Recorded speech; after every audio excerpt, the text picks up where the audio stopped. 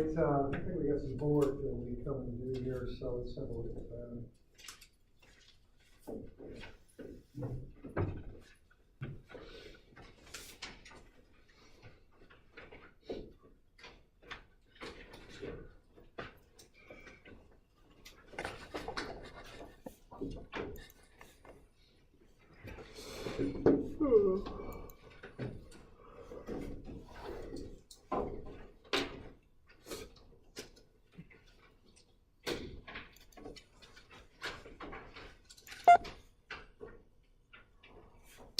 All right, let's have a look here. So 151, 152, and 162 are due next time. We do have homework due today too as well, so keep that in mind. And let's see here.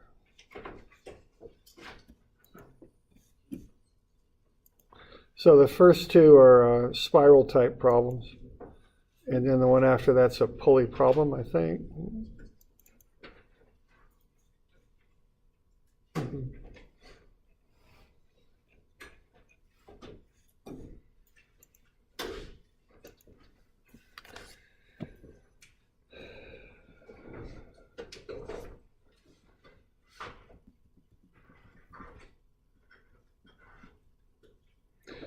All right, this first one here, 152.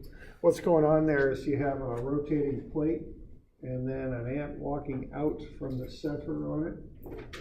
So what you want to realize here is you're combining the outward motion that the ant's walking, plus you got the rotation of the plate. So what you get out of that is a spiral type motion. So when I'm dealing with spirals, what I want to do here is get these kind of set up a table where I can find the different things that I need. And what I'm going to need is R dot, and then maybe theta, maybe not, theta dot, and theta dot dot. So I'm going to want to identify those things and then plug stuff in, okay? So that's the approach I would take on that. So you always want to look at the problem statement, of course, and you can see that the ant walks outward with an acceleration of 0.2 meters per second squared. Well, that looks a lot like R dot dot. That's the chain. That's R dot dot is an acceleration. And what that is an acceleration outward from the center. Okay, the disk has a constant angular acceleration of 1.2 radians per second squared. Okay. So there we go. All right. So that's the information that you start with, and then you just need to generate the rest. All right, so what you've got there is R dot dot is constant, so you could think of AR, the radial acceleration. Well, let's see, we want to be careful with that, don't we? I guess we'll just say A is 0.2 outward. So let's I guess we'll turn the page here. And we got a little room here. So we've got A is 0.200, and that's meters per second squared outward. And also notice that was given as a number, so the meaning of that is it's constant. Okay. So what you would have if you want to find V is V0 plus AT. Okay. Now what V0 is 0 because the thing starts from rest. So V is going to be AT, and so that's going to be 0.2 T is what that's going to be. And then you also would want to find S. Now S is S0 plus V0T plus 1/2 ACT squared. Well, it starts at the center and has an initial velocity where it's at rest, okay? So you're just going to get S, and what that is 1/2 times the constant acceleration, which is 0.2 times t squared, so that's going to be 0.1 t squared. Now this is one way to work through it. There's others. But what you get here for the velocity, then what that is, see, that's r dot, and the acceleration is r dot dot. Okay. So you can identify those things.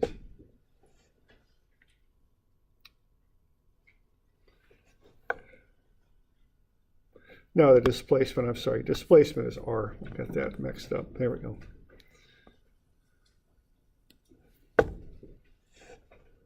Okay. Now you're also given that theta dot dot is what? It's 1.2 constant.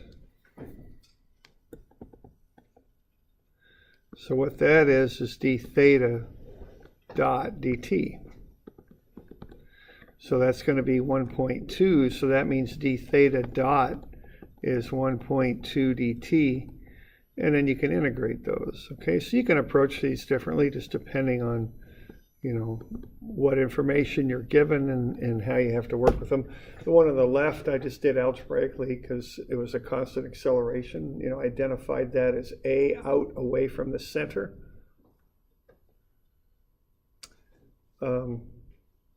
This other one here, you know, I could actually approach it algebraically, but we haven't really developed equations for all that yet, so I'm just doing it with calculus. Okay. So you'll get theta dot from 0 to theta dot, and what that's going to equal then is 1.2 t from 0 to t, so you're going to get theta dot is 1.2 t. Okay. Now I don't think there's any need to get theta on this one, so I would just start with that information there.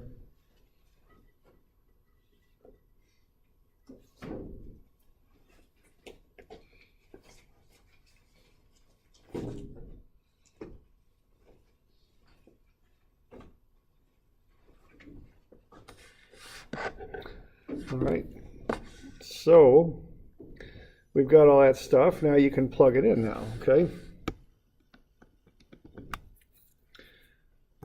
So this is 0.2 t, and this is 0.10 t squared, and then this is 1.2 t.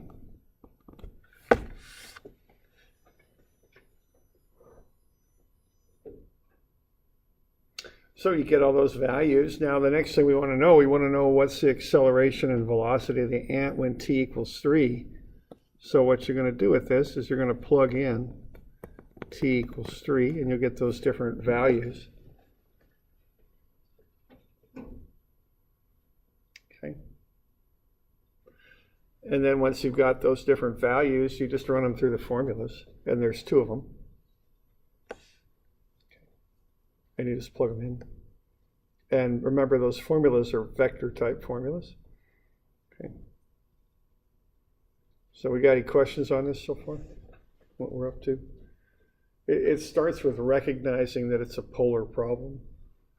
Once you see that, you want to get that table and those 5 things filled in, and then you plug them into the formula. That's basically how it works. Okay.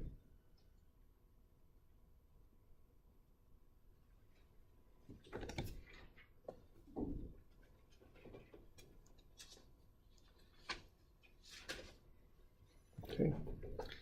So there are the formulas. You just plug the stuff in, and you'll come up with the radial and transverse components there.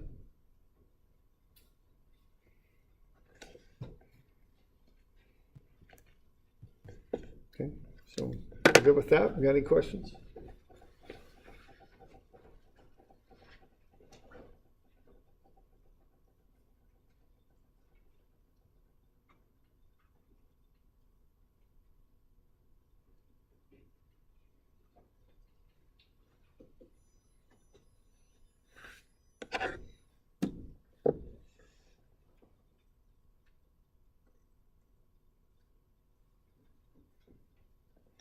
Okay, so that's the first one.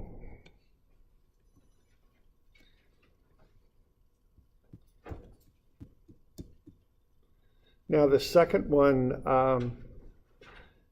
is a little different. Okay, it is a polar problem.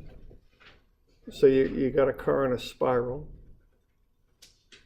and then you get the equation for the spiral path of the road. R is 380 times the angle theta.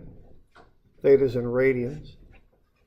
You're given the angular velocity of the car is constant, and then you want to find the velocity and acceleration vectors when theta is 60, and then also you want to sketch them up on those two sketches there. You also want to find the magnitude of velocity and acceleration when theta is 60. Okay. So on this one here, you're going to want to, again, recognize that that's a spiral problem.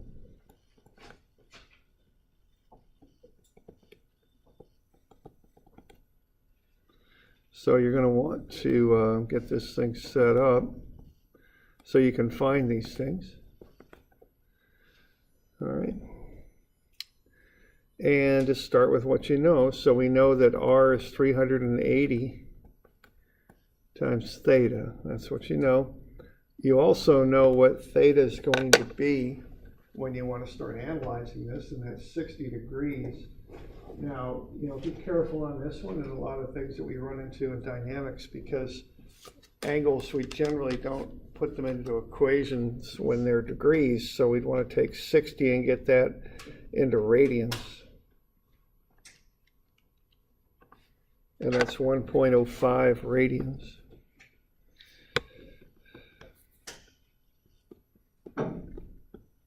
Like so. Okay. All right, and then we'll kind of go from there. What else do we got here? The angular velocity of the car is a constant 0.04. That's constant, okay? So if that's constant, that means that next step is 0. Now, when I'm doing this, I notice that what I've got here is I've got theta dot and theta dot dot already. I've got them as numbers. I got that whole right-hand side as numbers. So I can just go ahead and just do real simple time derivatives here. Remember, those dots mean derivatives with respect to time. And just pop them in there, like so. Knowing I can plug in the stuff I got on the right in there. Okay.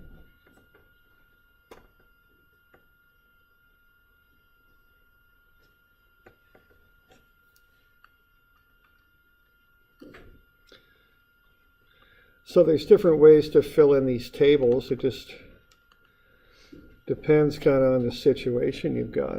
Okay.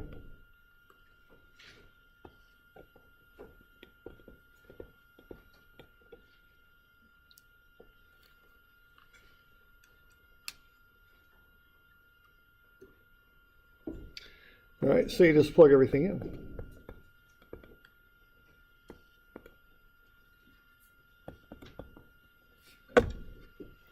So you just want to get numbers out of everything, and then once again, you just plug into the formula. I mean, that's really about it. So if you get that table filled out, you can just take the numbers and plug them into the formula. Okay, that's basically how that goes. It starts with recognition that you've got a spiral problem, and that you really want to do that with the with polar coordinates. That's how you want to start that. Okay.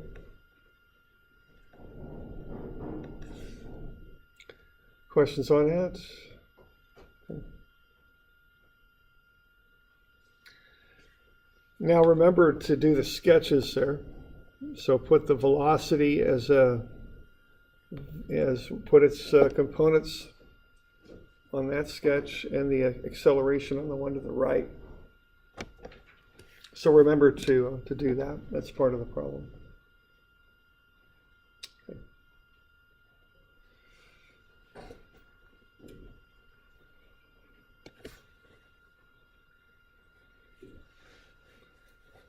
right, so that's the drill on the first two there. So I'm good with that. Good.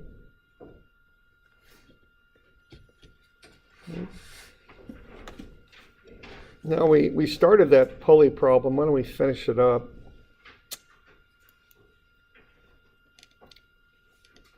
The one on the homework? Or? How about this one that we did? I don't even know how far we got into this one, but we went through an example of pulleys. Yeah. Why don't we have you work through this one here?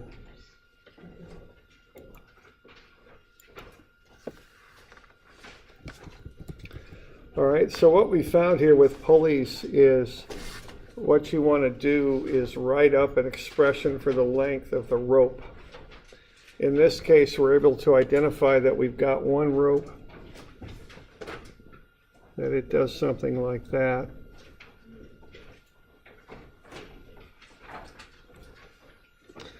And so we want to add up the length of it. This is on 241, I'm thinking.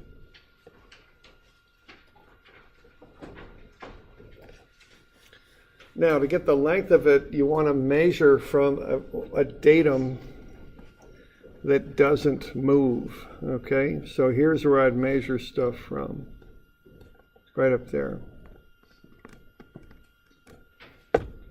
And then measure down to the centers of the pulleys and the end of the rope is usually what you do. So there's one measurement right there, and then another here that are distinctly different.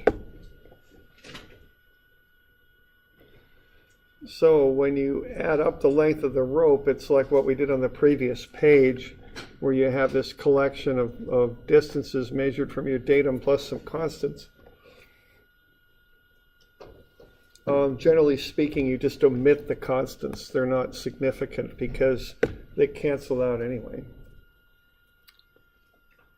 So we went through there and we found out that we have 3 d sub b's from A down to B, and then another one d sub d from C down to the end of the rope, and plus some constants, and that's equal to the length of the rope. So we get that down to this expression right here. And then we just take a time derivative, and the length of the rope will derivate out of 0, and the d's will change into v's. So what we get there is minus 3 VB is V sub D. And we know what V sub D is, so we can solve for V sub B. Okay, that's how that worked. So we good with that?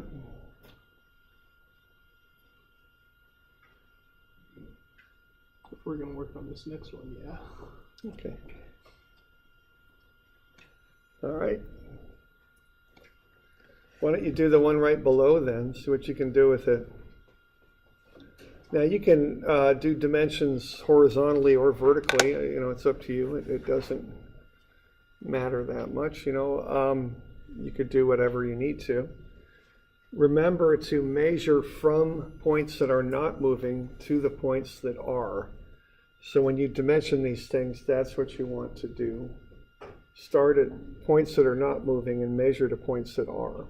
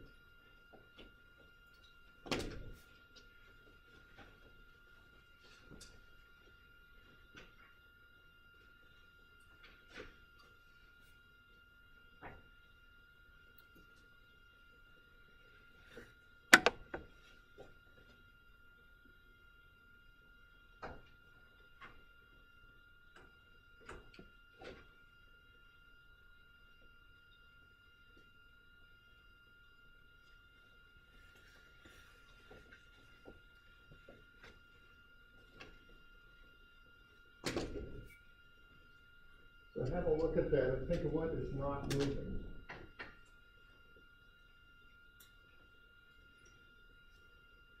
And it's obviously not C because that's going to move. It's obviously not A.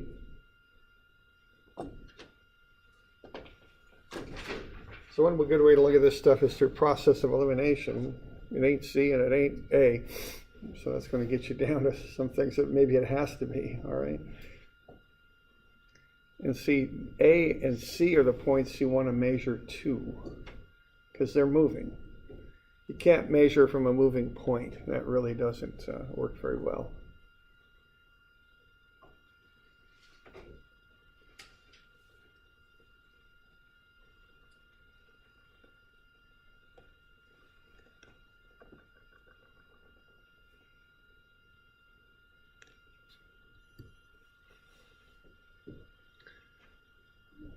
So I probably measure there from E and from B, probably what I do. Okay. And write up an expression for the length of the rope in terms of those measurements.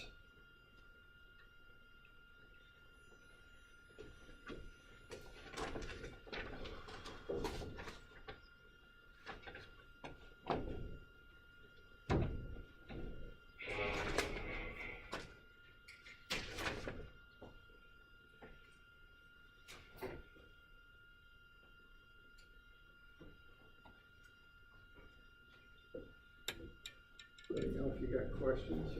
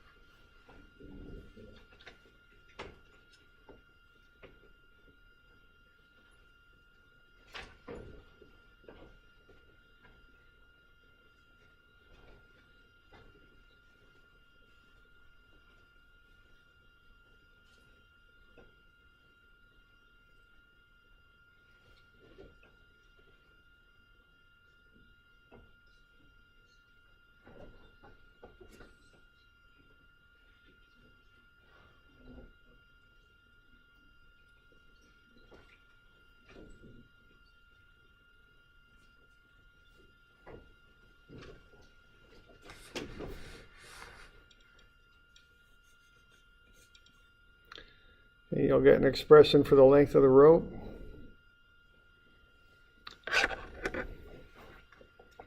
So, it's often I just like to draw along the rope just to kind of see how many, make sure I've only got one or if I have more or whatever, but rope kind of does that. Actually, I'd probably measure SC from here.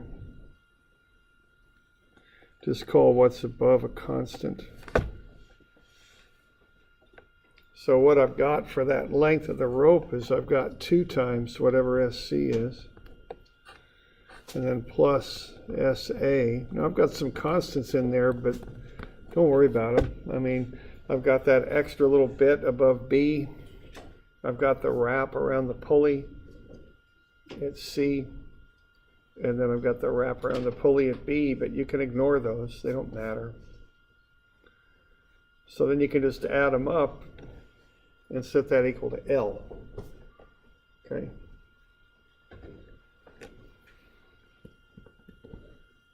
And from there you can take a time derivative. Okay.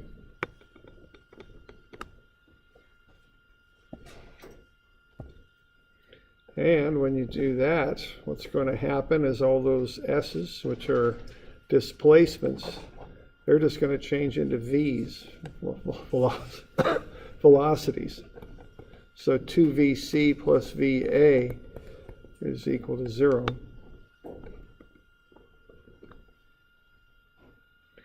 So what we know VA, so VC is going to be minus VA over 2.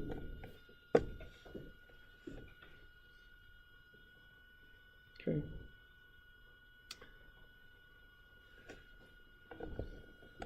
You okay with this? Any questions on this? Why we're doing doing this.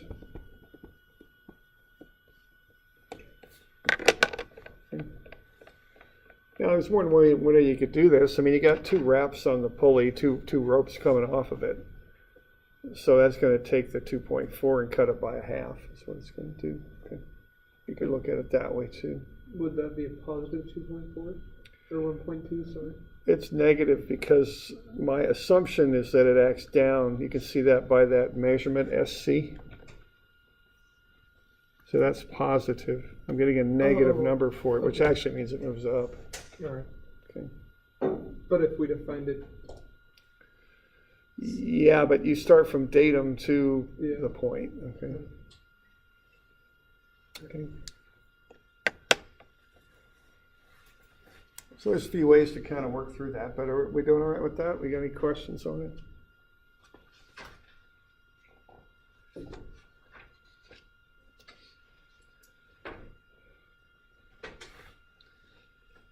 Okay. So that's basically how you go at pulleys. That's the approach. Okay.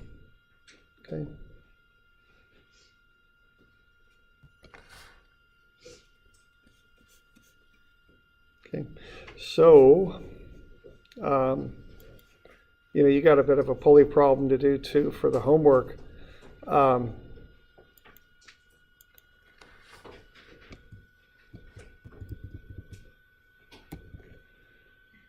So that's this one. And you can take a similar approach and see what you get for the velocity of B. There's a few approaches you could take on this one.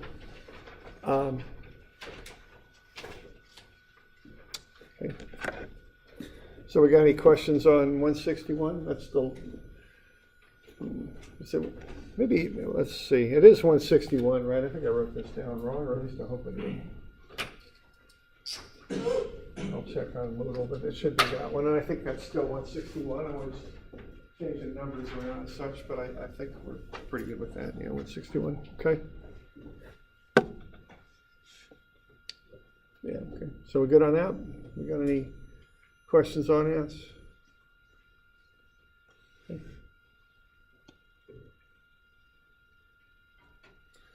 All right. So that's what's due on Wednesday.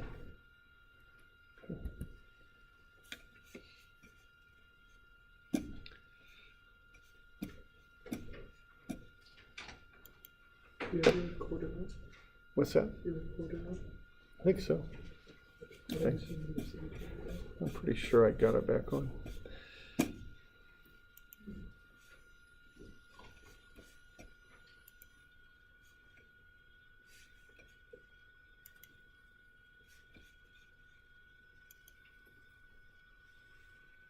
Yeah, we're good.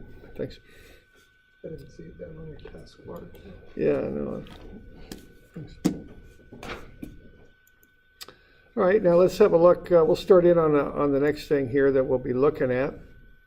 And what that is relative motion. Okay.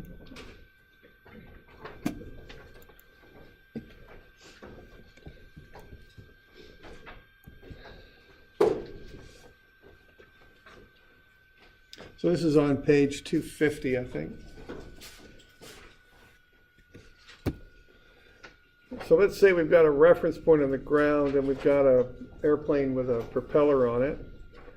And let's say for some reason we want to track the motion of A with respect to that point on the ground. Okay, now that's a fairly complicated motion. It's kind of like a corkscrew kind of motion as the plane moves. To come up with some sort of way of describing that would be hard. But what we could do would be to break that description of motion into 2 steps. First thing we do would be to find the motion of the plane, which would equate to the motion of B in the center of the propeller. That would be what we call a translation, which is a linear motion or a kind of a curved motion as something moves. A simpler curve, usually a parabola or something like that. Now the motion of A with respect to B, then we could look at, and that would be a rotation. All A is doing with respect to point B as it moves is rotating about B. So what you could do to describe this complicated motion would be to add those two things together. That would be the approach you could take. And this would be relative motion, because at least the second step here, because what we're looking at is how A is moving with respect to B. Okay? So we got a simple rotation and some sort of translation, and we could just use vectors and add those things together, and we can get the net motion of A. So that's what we're looking at here, is relative motion and relative position and things like that. So why don't we start with relative position here. Let's say we got some point B out here. And we'll say B is coordinate 5, 3. So that means with respect to the origin, B is 5 in the x and 3 in the y. Now we can also describe where B is with respect to some other point. Let's call it A. Up here, let's say the origin's here. The way we would get from that origin at A to B is, let's say A is at 3, 4, is we would go over 2 and down 1, okay? So to get to B, if we're at our original origin there, what we would do is we'd go over 5 and up 3, okay? Now, if we put another origin at A, we'd go over 2 and down 1 to get to B. Now, where A is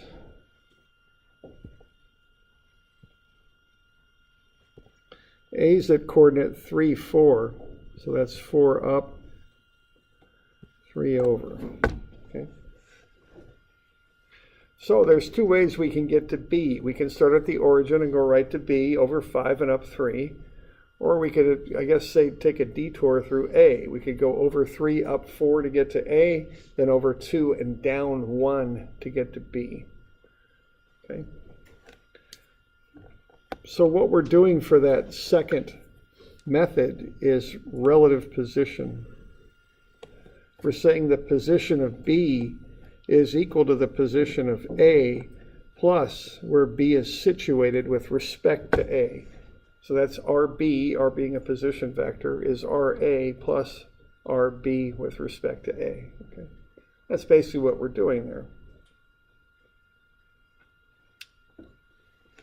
Now there's a nice easy way to remember these, how to set them up, because sometimes we want to set them up properly. And just consider them to be like numbers you can multiply together like fractions. So if you just take the subscripts out, you got B on the left, A on the right, times B over A. The A's are just canceled. You get B equals B, and that's working out properly there, okay? So that's how I remember how to set these little equations up. The subscripts are RB, RA, and RB with respect. We use, that's the term we use, to A, okay?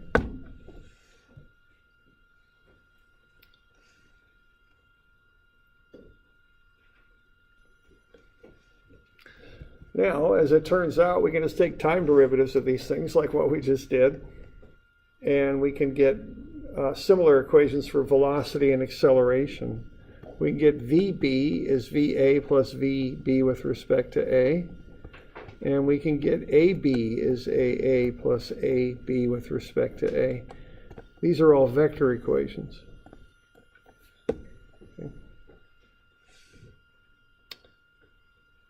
They're just called relative motion equations because this last term gives us how one point moves with respect to the other. We just got to be careful how we're setting this stuff up. So what if we got this equation here, Vm is Vp plus Vm with respect to P.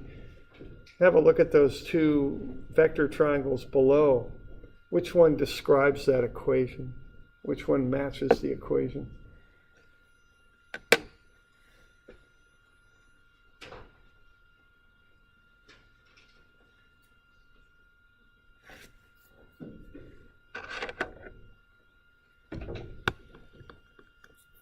a second.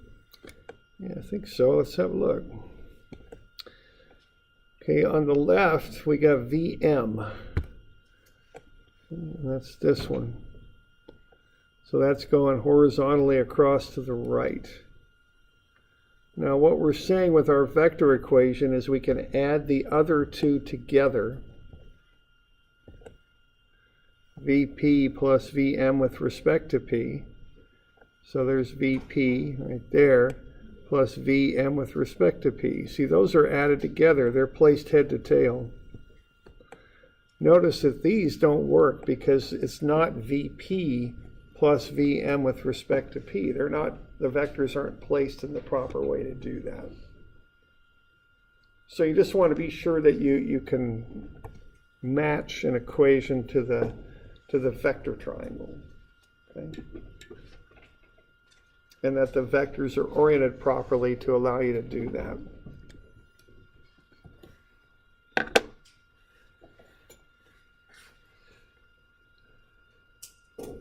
We got any questions on that?